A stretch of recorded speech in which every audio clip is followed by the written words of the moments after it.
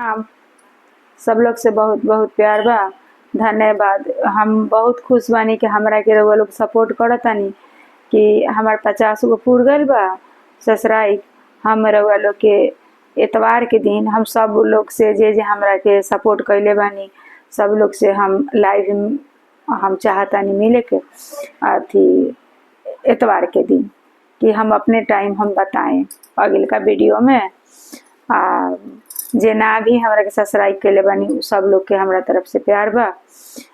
बड़ छोट जे सब कोई बा सब लोग से हमरा प्यार बा कि ऐसन जौन हमरा गीत अगर गावे में कुछ गड़बड़ी हो जात हुई तौनो लगी हम क्षमा मांगतनी। रउआ लोग के एगो हम माटी गोराई के गीत गा के सुनावतनी। कहवा के पियर माटी कहाँ के कुदार जी, कहवा के 5 सुहागी माटी कोरे जासे जी, कहवा के 5 सुहागी माटी कोरे जासे जी, कहवा के 5 सुहागी माटी कोरे जासे जी। छपरा के पियर माटी पटना के कोदार जी, छपरे के 5 सुहागिन माटी कोरे जासे जी, छपरे के 5 सुहागिन माटी कोरे जासे जी। माटी के कोरवनिए अम्मा भाभी काई देबू दान जी, माटी के कोरवनिए भाभी काई देबू दान जी।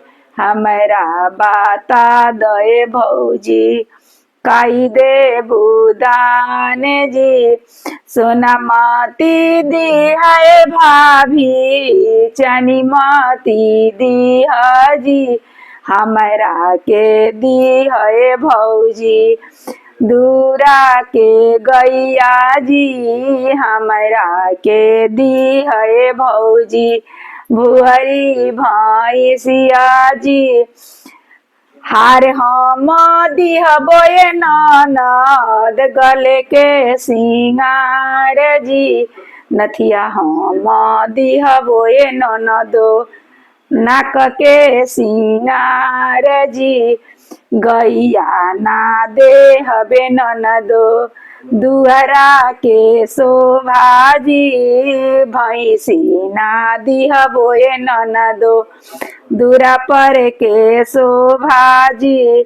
गैया के बदलाए ननदो गधा दे हम दान जी, भैंसी के बदलाए ननदो बोका दे हबे दान जी। तोहरा के दे हबे ननदो ललकी चुनरिया जी, तोहरा के दे हबे ननदो ललकी चुनरिया जी। कौनो अगर हमें गीत गा में गड़बड़ी भइल हुई तो ये खातिर हम क्षमा मांगतनी।